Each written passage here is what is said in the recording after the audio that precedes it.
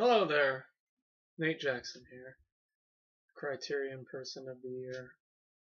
Why? Because I'm watching them slowly but surely. And yeah, that's why I'm doing the Criterion collection, as you may well know by now. This is number 9. I'm showing you the disc because this is the case I got. This is pretty much all I got. And when I found it at the library, I was like, what is this? And then I had to open it up and see, oh, Hardboiled, number 9 in the Criterion collection. Of course, this isn't the Criterion, this isn't the Criterion edition, but, just like The Killer, it's no different really, and, if I find out there's some really spectacular things in the Criterion edition, then I'll review them at a later time, but right now it's just about the movie. And honestly, this one's going to be pretty short too, because there's not a lot to say about this one that I didn't already say in The Killer. Just John Woo. That's all you can say. John Woo. His directing style and his action scenes are just killer, just like The Killer. There's not much that he didn't already prove in The Killer. I mean, basically all I can just tell you about is the plot. It's basically just a little bit different from The Killer in that, of course, it stars Chow Yun-Fat again as the main cop. It's more of a Dirty Harry kind of thing where he's more shoot first, ask questions later. But at the same time, of course, he's got a really big heart for his girlfriend and all that, and just different things.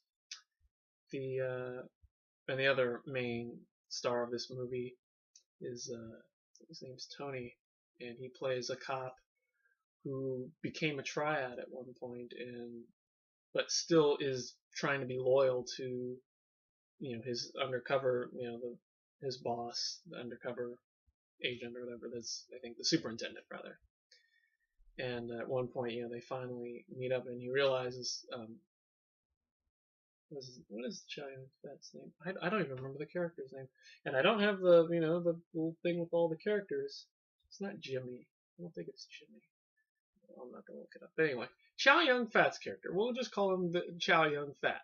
Yeah, we'll call him Chow Yun-Fat and Tony. So Chow Yun-Fat and Tony, they meet finally, and then they find out that they're both cops.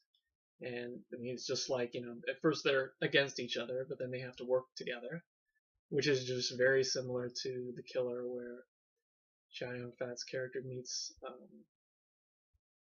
the killer, and they end up working together to take over the mob, rather. So yeah, like I said, it's just the plot is really not that much moved, and of course at the end, the partner dies. He's killed by the psychotic, very very psychotic boss, Johnny Wong, I think is his name. And it's very bloody. It's a very bloody showdown in a hospital where all these patients are, and just all that stuff.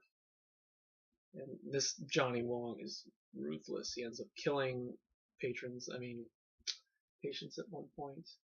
And we're gonna lose the lights in a second. Well, I'll keep talking if we lose it. So yeah, there's basically just not much else to say about the plot wise.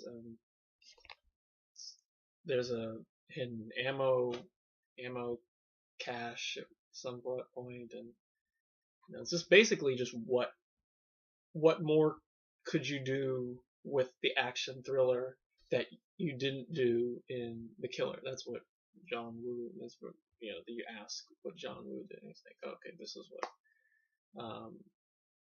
There's a lot of brilliant scenes and a lot of brilliant ideas, such as when they try to blow open the weapons cache, and there's a scene where they take the bullets apart, and they put the gunpowder and they put it inside the pipe with the wiring to blow it open. And that's and I think it's just clever as hell. And then when it doesn't work, Tony pulls this cord out and puts it with the frayed wires, and shocks himself, and Chow Yun-Fat's character has to try and revive him. Yeah, so I think it was just a little. It was just kind of cool. So yeah, definitely less romantic, less like less tragic at the end. I feel like Tony's death was definitely a lot less. Oh man, that's so horrible. Yeah. Because both him and the girlfriend don't die. And of course Chow Yun-Fat's character is a little less, no worse off, or whatever you want to call it. It's basically his character is just not untouched or something like that. So yeah, that's really much. I don't really have much to say, but music is pretty cool. Composed by Michael Gibbs, who honestly I've not been a fan of his music. The stuff he did with Gary Burton, I've heard a couple of his stuff, compositions, and most of it sucks. Honestly, maybe by this point he got better. I mean, some of the music is I mean, most of the music is kind of lame. Some of them are kind of funky. Like toward the end, it ends with this really cool, like 80s sounding synclavier saxophone, cruising down the highway, and this, Miami Vice kind of sounding thing, Jan Hammer and all that. So yeah, I mean, the music, music is kind of iffy at times. Some of the tragic themes are kind of, But yeah, like I said, the action scenes are brilliant. There's a lot more. I feel there are a couple more like at the end where Chow Yun-Fat's character finally shoots Johnny Wang after Tony turns the gun. Johnny Wong's gun is pointed at Tony, and he pulls the gun and shoots himself, and so he's kind of lost. Johnny, and he shoots him right in the eye, and you see the eye explode for a split second. That's one of those things. That's what you say when you see a guy's eye explode. A lot of of course, just like the Killer, a lot of effects where the bullet goes right in the head, and it's always just there's a little more humor. And there's one thing that was kind of interesting was I think her name is Teresa. I think the Chow Yun-Fat's character's girlfriend. There's a little more English. It's kind of interesting. She speaks English. There's a lot of scenes where they speak English for like a couple of phrases, and there wasn't any. I don't remember there being any English in The Killer, and I wonder if that was part of John Woo trying to do a little bit of a crossover toward America, because obviously he would go Hollywood shortly after this film, or maybe it was just certain things you can't say in Chinese. Please tell me it's Chinese. Oh, it's Chinese, yeah. Yeah, so maybe like there's one point where there's a lot of thank you and you're welcome where they say that out loud. There's a lot of scenes where there's really cool scenes where the girlfriend gets flowers, which are soon to be revealed that Tony got them in each one there's a note that she sings, that she's like a part of a song that she sings, and she writes down the syllables, the solfege, do re mi fa sol la ti do, and she writes them down, and each do re mi fa sol la ti do 1 2 3 4 5 6 7 8 and so forth. And so she writes down the notes and she gives it to the superintendent, and the superintendent puts it in his computer, and it's like a code that decodes like this message to like help them in a case. And so I think that's a really nice, you know, touch. And hearing Chow Yun-Fat is kind of sing is kind of funny too, as he tries to get in on the act. He's Chow Yun-Fat's just a great action, you know, hero. I haven't seen a lot of his work, so you know, to see him, you know, in this is just, it's pretty cool. And I'm hoping that maybe there's another action film in the Criterion collection that stars him, so I'd like to see more of his work. And yeah, that's pretty much it. Grade, I actually give this an A minus. I feel like it was a little better than The Killer. I feel like the plot was a little more confusing because of the whole, you know, what side is Tony on kind of thing. But at the same time, I feel like the action scenes were a little more, you know, they did more with the action. They made you get into the scenes. There were times when you could laugh, you know, just random bits where they just, you know, threw in a little more humor, and it just like it felt like toward when you got to the end, you felt more fulfilled than The Killer. It wasn't just like this tragic, you know. It just, you know, the Killer just had so much tragedy at the end that it was just a little harder to deal with rather than Hardboiled.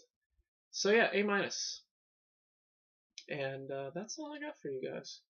This one. Number 10, Walkabout. Should be here, should be at the library probably tomorrow, Thursday, sometime this week.